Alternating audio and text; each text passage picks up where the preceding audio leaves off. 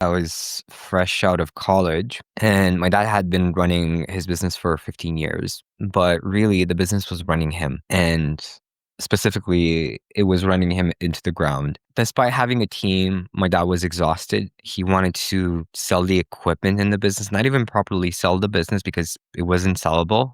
Without him, there was no business. And he wanted to get a 9 to 5, but I knew that if he had done that, he would have immediately become depressed, like chronic depression, and then dead in a few years. So I knew I had to say something and do something about it. And I said, Dad, here's the problem isn't the business. Problem is you. That's heavy. You're, I mean, yeah, coming from your 20-year-old son who has no life experience, right? I'm surprised I survived that meeting. But He said, what do you mean?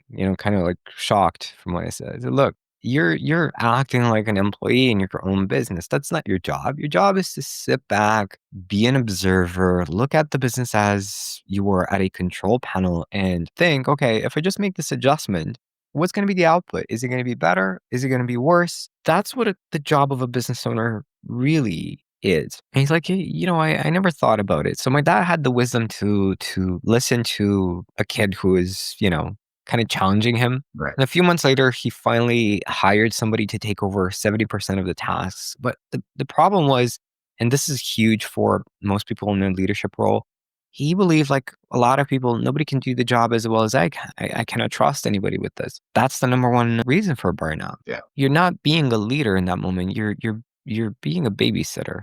That's the problem. Yeah.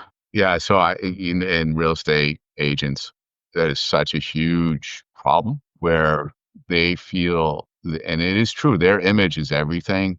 And they feel like they are the only ones that can make that happen. And they're so reluctant to bring anybody in to even handle some of the most menial tasks because they have the thought that every little thing they do is so critical that they're the only ones that can do it. And it's going to ruin the client experience. It's going to mess up the deal. And that is not the case at all. Just like your father figured out, need Yeah. to figure that out. And did your father did he build systems around that before you brought that person in? My dad is very much fly and build along the way. So Right. he figured it out. 10 years later, he properly sold the business, bought a house close in the mountains, retired with my mother, saved his marriage because, his marriage was on the rocks when we had that conversation.